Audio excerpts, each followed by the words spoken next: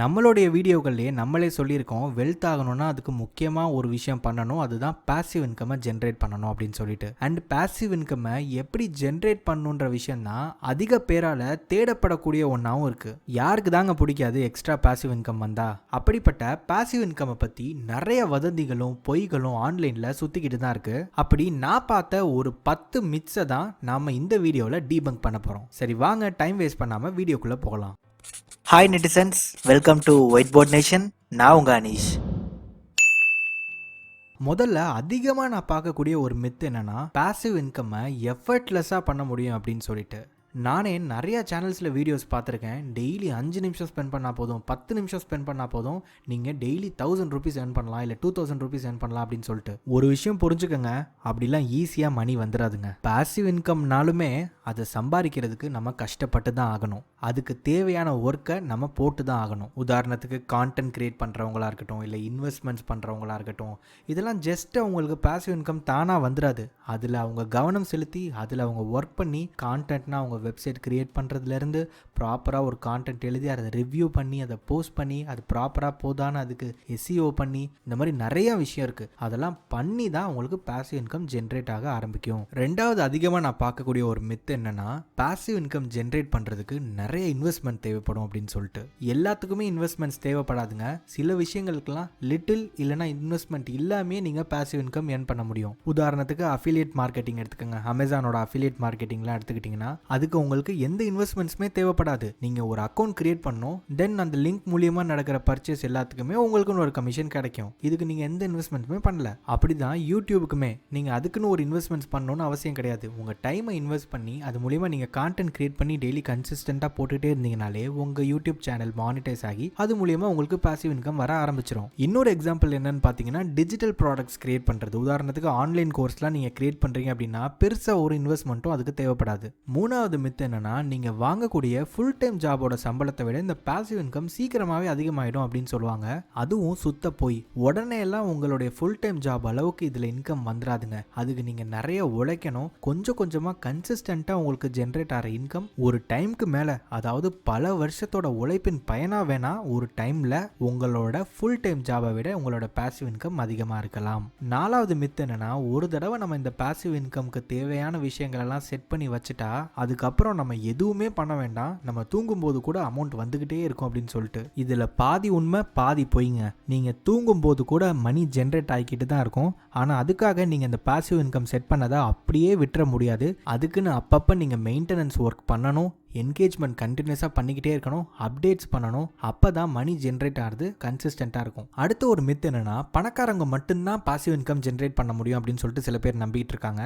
அதுவும் சுத்த போய். சரியான ஸ்ட்ராட்டஜி மூலியமாக சரியான விஷயங்களை கரெக்டாக படித்து சரியாக அவங்களுடைய உழைப்பை கொடுத்தாங்கன்னா யாருனால வேணாலும் பாசிவ் இன்கம்மை ஏர்ன் பண்ண முடியும். என்னோட ஃப்ரெண்ட்ஸ்லாம் சில பேர் இன்னமும் அஃபிலியேட் லிங்க் மூலியமாகவே கிட்டத்தட்ட மாதத்துக்கு 40-50,000 வரைக்கும் ஏர்ன் பண்ணிட்டு தான் இருக்காங்க. அவங்க எல்லாருமே ரொம்ப போரான பேக்ரவுண்ட்லேருந்து வந்தவங்க தான். அதனால பணக்காரங்க மட்டும்தான் பாசிவ் இன்கம் ஏர்ன் பண்ணணும் அப்படின்னு சொல்றதெல்லாம் சுத்த போய். அடுத்து ஒரு மேஜர் மித் என்னன்னா, பாசிவ் இன்கம் ஜென்ரேட் பண்ற அந்த சோர்ஸ்ன்றது ரொம்ப ரிஸ்க் ஃப்ரீயானது, அதுல எந்த ரிஸ்க்குமே கிடையாது, ஈஸியா நம்ம பாசிவ் இன்கம் ஏர்ன் பண்ணலாம் அப்படின்னு நினைச்சிட்டு இருக்காங்க.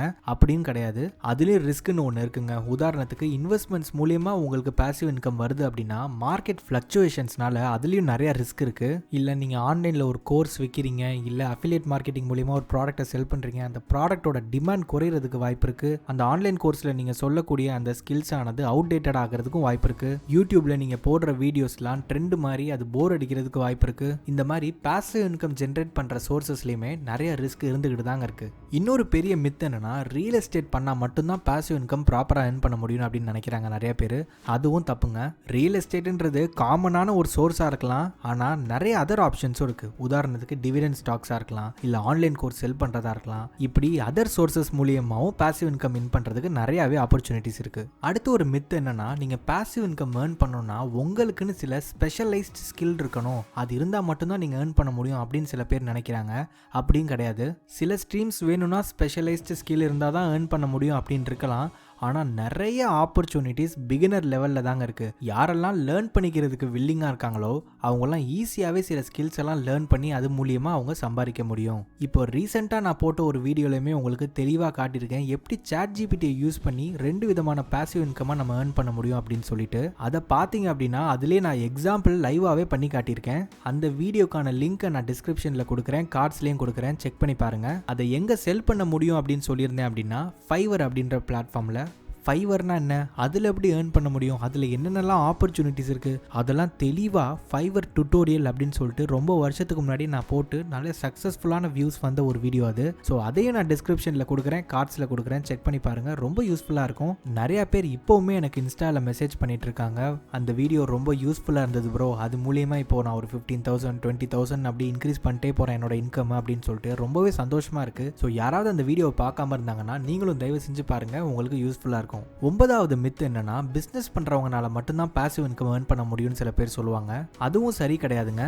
ஈவன் எம்ப்ளாயீஸ் இல்லை ரிட்டையர் ஆனவங்க கூட பாசிவ் இன்கம் ஏர்ன் பண்ண முடியும் நிறைய ஸ்ட்ரீம்ஸ் மூலியமாக. ஈவன் இன்வெஸ்ட்மெண்ட்ஸ் இல்லை சைட் ப்ராஜெக்ட்ஸ் பண்ணுறது மூலியமாக. அதை நான் ஃபைவர் டுட்டோரியலே தெளிவாக எக்ஸ்பிளைன் பண்ணியிருக்கேன், செக் பண்ணி பாருங்கள். ஈவன் நிறைய காலேஜ் ஸ்டூடெண்ட்ஸ் கூட என்கிட்ட சொல்லுவாங்க, அவங்க டிரான்ஸ்லேஷன் பண்ணுறது மூலியமாக கூட அவங்க சின்ன சின்ன அமௌண்ட் ஏர்ன் பண்ணிக்கிட்டு இருக்கேன் அப்படின்னு சொல்லிட்டு ஃபைவர் மூலியமாக. ஸோ இதிலிருந்து நமக்கு தெளிவாக தெரியுது, பிஸ்னஸ் பண்ணுறவங்கனால மட்டும்தான் பாசிவ் இன்கம் ஏர்ன் பண்ண முடியும் அப்படின்னு ஒன்று கிடையாது, யார் வேணாலும் ஏர்ன் பண்ண முடியும். இன்னொரு முக்கியமான கடைசி மித் என்னன்னா, நிறைய பேர் நினச்சிக்கிட்டு இருக்காங்க சில இன்கம் சோர்ஸ்லாம் நம்ம பில்ட் பண்ணிட்டோம் அப்படின்னா அது ஃபாரெவர், அதாவது கடைசி வரைக்கும் லைஃப் ஃபுல்லாக அதுலேருந்து இன்கம் ஜென்ரேட் ஆகிக்கிட்டே இருக்கும் அப்படின்னு நினச்சிட்டு இருக்காங்க.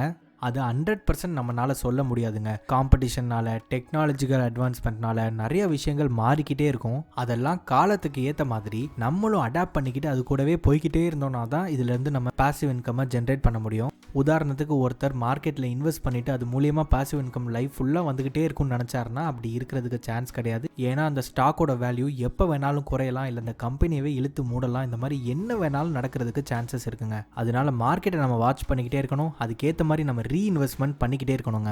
இதெல்லாம் தாங்க 10 முக்கியமான மித்ஸ் அபவுட் பாசிவ் இன்கம். இதெல்லாம் பார்க்குறப்போ என்னடா அப்போ பாசிவ் இன்கமே நம்மளால ஜென்ரேட் பண்ண முடியாதா, ரொம்ப கஷ்டமாக இருக்கும் போலே அப்படின்னு நினச்சிங்கன்னா தயவு செஞ்சு அப்படி மட்டும் நினைக்காதீங்க. மைண்ட் செட் அதுக்கேற்ற மாதிரி மாற்றிக்கிட்டு கரெக்டான முறையில் லேர்ன் பண்ணிக்கிட்டு ஏர்ன் பண்ண ஸ்டார்ட் பண்ணுங்க. கொஞ்சம் கொஞ்சமாக உங்களுக்கு பாசிவ் இன்கம் ஜென்ரேட் ஆக ஆரம்பிக்கும். ஸோ மறுபடி சொல்கிறேன், பாசிவ் இன்கம் ஜென்ரேட் பண்ணணும்னா பெரிய ஸ்பெஷலைஸ்டு ஸ்கில்ஸ் இருக்கணும்னு அவசியம் கிடையாது. ஜஸ்ட் எந்த ஒரு ஸ்கில்லையுமே லேர்ன் பண்ணிக்கிற ஒரு இன்ட்ரெஸ்ட் இருந்தால் போதும். அது மூலியமாகவே பாசிவ் இன்கம் ஏர்ன் பண்ணுற ஆப்பர்ச்சுனிட்டிஸ் நிறையாவே மார்க்கெட்டில் கொட்டி கிடக்கு. ஸோ இந்த வீடியோ உங்களுக்கு யூஸ்ஃபுல்லாக இருந்திருக்கும்னு நம்புகிறேன். ஸோ இந்த வீடியோ உங்களுக்கு பிடிச்சிருந்தது அப்படின்னா தயவு செஞ்சு லைக் பண்ணுங்கள், ஷேர் பண்ணுங்கள், மறக்காமல் ஒயிட் போர்ட் நேஷனை சப்ஸ்கிரைப் பண்ணுங்கள். அண்ட் இது ரிலேட்டடாக நிறைய வீடியோஸ் நம்ம ஆல்ரெடி நம்ம சேனலில் போட்டிருக்கோம், அதையும் பாருங்கள். உங்களோட கமெண்ட்டுகளை அதில் சொல்லுங்கள், அதுக்கேற்ற மாதிரி அடுத்த வீடியோவை போட ட்ரை பண்ணுறேன்.